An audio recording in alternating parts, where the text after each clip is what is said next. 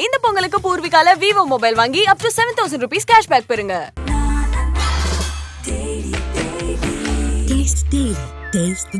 மூச்சு திணறல், மூச்சு இழைப்பு, குரட்டையால் அவதியா, நுரையீரலை ஆரோக்கியமானதாக்கி எளிதாக சுவாசித்திடுங்கள். தங்கம் 24x7 ஆஸ்துமா சிகிச்சை நாமக்கல் மற்றும் கான்பூர். இன்றும் பல அதிசயங்களை நிகழ்த்தும் திருச்செந்தூர் முருகன். பலரும் இவருக்கு நன்றி கடன் செலுத்திய வண்ணமே இருக்கின்றனர், பிரபலங்கள் உட்பட. கும்பாபிஷேகம் நடக்கவிருக்கும் நிலையில் பல பரபரப்பு நிகழ்வுகள் தினமும் நிகழ்ந்த வண்ணம் இருக்கிறது. திருச்செந்தூர் முருகனின் 6 படை வீடுகளில் ஒன்று. திருச்செந்தூர் என்றதுமே நம்மளுக்கு நினைவுக்கு வர்றது கடல் குளியல், நாளிக்கிணறு, இலை விபூதி, கந்தசஷ்டி விரதம், இவையெல்லாம் தான் நினைவுக்கு வருது. இவை தவிர நாம் அவசியம் தெரிந்து கொள்ள வேண்டிய பல ஆச்சரியப்படுத்தும் விஷயங்கள் இருக்குது. தலத்தின் சிறப்பம்சம் இலை விபூதி பிரசாதம் தான். செந்தூரில் தேவர்கள் பன்னீர் மரங்களாக உள்ளனர் என்பது ஐதீகம். 12 நரம்புகள் உள்ள பன்னீர் மர இலைகளில் வைத்து தரப்படும் இலை விபூதி பிரசாதம் முருகப்பெருமான் தன் 12 கைகளால் விஸ்வாமித்திரரின் காச நோயை நீங்க திருநீர் அளித்ததன் தாத்பரியம் தான் இது.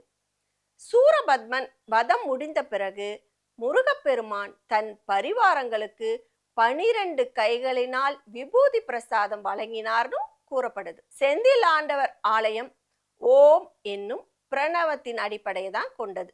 வாஸ்து லட்சணங்களோடு கட்டியமைக்கப்பட்டிருக்கு இந்த கோவில். கோவில் வடக்கு தெற்காக 300 அடி நீளமும் கிழக்கு மேற்காக 214 அடி அகலத்துடனும் அமைந்துள்ளது. கோபுரம் யாழி மண்டபம் மேல் 137 அடி உயரமும் 90 அடி நீளமும் 65 அடி அகலத்துடனும் திகழ்கிறது. இதன் 9வது மாடத்தில் கடிகார மாளிகை இருக்கிறது. இங்கு மூலவர் தவக்கோலத்துல இருப்பதா ஐதீகம். எனவே அவர் கையில் வேலும் அருகில் தேவியரும் இல்லை. செந்திலாண்டவர் ஒரு முகம் 4 திருக்கரங்களுடன் நின்ற கோலத்தில் கிழக்கு நோக்கி காட்சியளிக்கிறார். மூலவருக்கு குமாரதந்திர முறையிலும் சண்முகருக்கு சிவாகாம முறையிலும் பூஜைகள் நடைபெற்றுட்டு இருக்கு. இந்த தலத்தை வீரபாகு கஷேத்திரம் அப்படின்னு நம்ம சொல்றோம். அர்த்த மண்டபத்தில் வீரபாகு, வீரமகேந்திரர் காவல் தெய்வங்களாக விளங்குறாங்க. செந்திலாண்டவருக்கு பூஜை செய்யும் முன்பு முதல்ல வீரபாபுக்கு பூஜை செய்து பிட்டுப்படையல் படைத்து வழிபடுறாங்க. திருச்செந்தூரில் எப்படி வழிபடணும் அப்படின்னு ஒரு சில முறைகள் இருக்கு. கருவறையின் பின்புறத்தில் 5 லிங்கங்களும் கருவறைக்குள் 3 லிங்கங்களும் இருக்குது. இவற்றில் அஷ்டலிங்கங்கள் அப்படின்னு சொல்றோம்.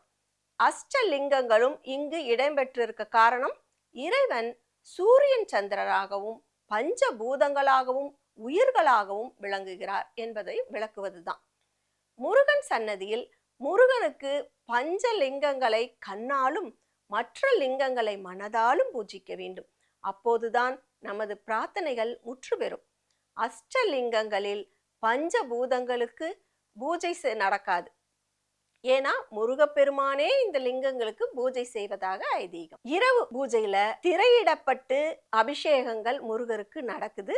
தீபாராதனையும் திரையிட்டே நடத்துறாங்க. அதற்கு பிறகுதான் பள்ளியறை சொக்கரை வைத்து தீபாராதனை செய்யறாங்க. இதனை ரகசிய தீபாராதனை அப்படின்னு சொல்றாங்க. உலோக திருமேனியான ஆறுமுக பெருமானுக்கு ஆண்டுக்கு 36 தடவை மட்டுமே அபிஷேகம் நடைபெறுகிறது இந்த ஆலயத்துல. இதுல விபூதி அபிஷேகம் தான் சிறப்பு வாய்ந்தது. அது அனைவருக்கும் தெரிந்தது தான். 6 படை வீடுகள்ல 5 மலைப்பகுதியில இருக்கு. திருச்செந்தூர் கோயில் மட்டும்தான் கடற்கரையில அமைந்திருக்கு. இதுவே இந்த கோவிலின் தனி சிறப்பு. திருச்செந்தூர் கோயிலில் ராஜகோபுரம் 9 அடுக்குகளை கொண்டது. 150 அடி உயரமுடையதா இருக்கு. நாளிக்கிணறுக்கு சூரசம்ஹாரத்துக்கும் தொடர்பு இருக்கு. சூரசம்ஹாரம் முடிந்த பிறகு முருகன் தனது கோபத்தை தணிக்க தனது வேலால் வேகமாக தரையை குத்துகிறார். அப்பொழுது பீரிட்டு வந்த நீர்தான் நாளிக்கிணற்றில் இருக்கும் நீர்னு நம்பப்படுது. சூரபத்மனுடனான போரின் போது திருச்செந்தூரில் முகாமிட்டு தங்கியிருந்த போர் வீரர்களின் தாகத்தை தீர்ப்பதற்காக முருகன் தனது வேலால் இந்த கிணற்றை உருவாக்கினார் அப்படின்னு கூறப்படுது. கடல் பரப்பை விட கீழ் இருக்கும் இந்த 4 கிணற்றில் ஊற்று நீர் கடல் மண்ணினால் வடிகட்டப்பட்டு உவர்ப்பு நீங்கி இனிப்பு சுவையுடன் உருவெடுக்கிறது. கடந்த 1 மாத காலமா திருச்செந்தூர் கடலில் சீற்றம் அதிகமா இருக்கு. முன்னையெல்லாம் அமாவாசை பௌர்ணமி நாட்கள்ல தான் கடல் உள்வாங்கும், அதுல மாற்றம் ஏற்படும், அது இயற்கை அப்படின்னு சொல்லிட்டு இருந்தாங்க. இப்ப இந்த 1 மாத காலமா சீற்றம் அதிகமா இருக்கு, கடல் அரிப்பு ஏற்பட்டிருக்கு. இதனால கடற்கரைக்கு பக்தர்கள் இறங்கும் படிக்கட்டுகள் தகரம் மற்றும் தடுப்பு வேலிகள் கொண்டு அடைக்கப்பட்டிருக்கு.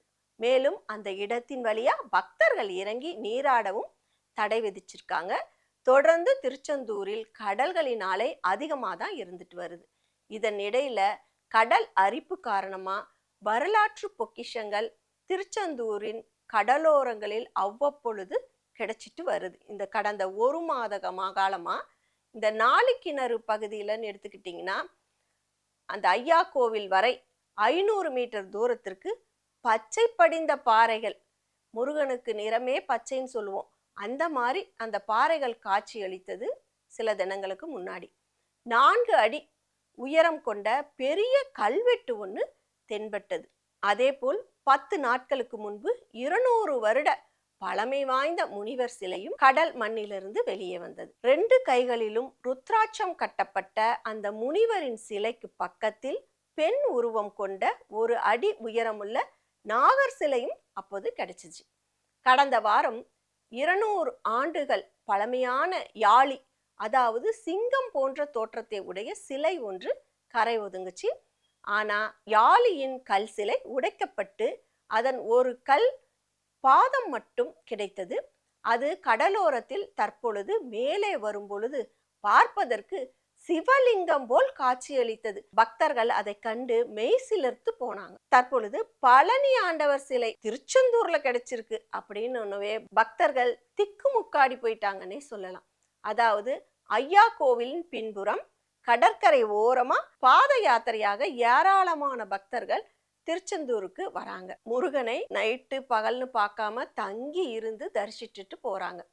அப்படி பாத யாத்திரை வரும் பொழுது முருகன், பழனி ஆண்டவர், வெங்கல சிலை, மரத்தினால் செய்யப்பட்ட சிலைகள், மினி ஆட்டோ, லோடு ஆட்டோ போன்ற வாகனத்துல வைத்து பாத யாத்திரையா அவங்க பஜனை பாடிக்கிட்டே வருவது வழக்கம். இதில் மரங்களால் செய்யப்பட்ட சிலைகளை வாகனத்தில் வைத்து கொண்டு வரும் பொழுது அவை எதிர்பாராத விதமா சேதமடைந்து விட்டால் அந்த சிலைகளை கடற்கரையிலேயே விட்டுட்டு போயிடுறாங்க. அப்படி விட்டுட்டு போன சிலைகள் தான் இந்த பழனி ஆண்டவர் சிலை இன்னைக்கு கிடைச்சிருக்கு.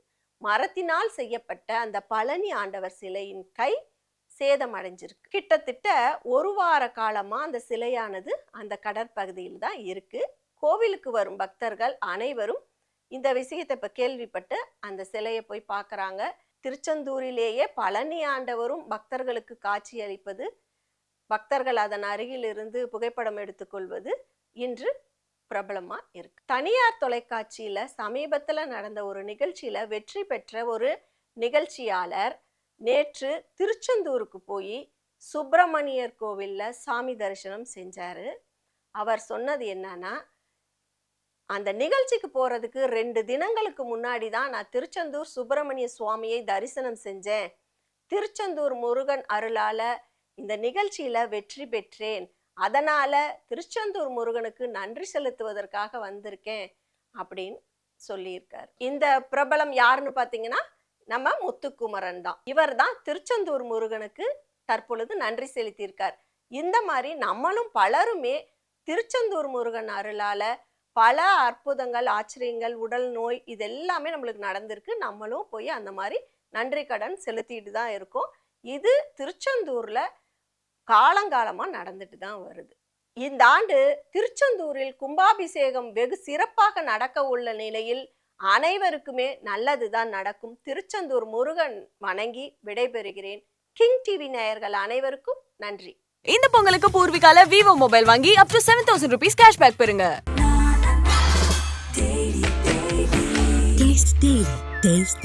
மூச்சு திணறல், மூச்சு இழைப்பு, குரட்டையால் அவதியா, நுரையீரலை ஆரோக்கியமானதாக்கி எளிதாக சுவாசித்திடுங்கள். தங்கம் 24x7 ஆஸ்துமா சிகிச்சை நாமக்கல் மற்றும் கான்பூர்.